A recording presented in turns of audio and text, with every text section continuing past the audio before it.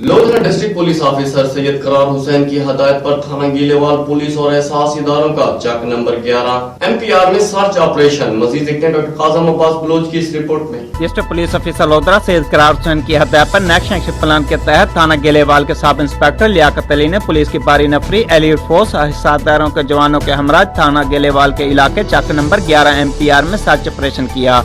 Search operation के दौरान 23 घरों की तलाशी ली गई।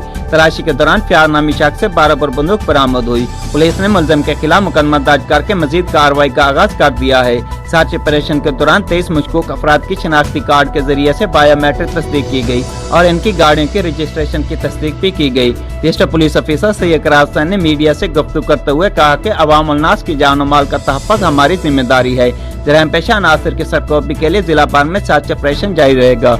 जराइम पेशा अनासर के साथ एहतियातों से निपटा जाएगा। जिला लोधरा को अमन का गहवारा बनाकर दम लेंगे। कैमरा टीम के साथ doctor काजम Abbas Bloch, bureau chief, राज न्यूज़, लोधरा।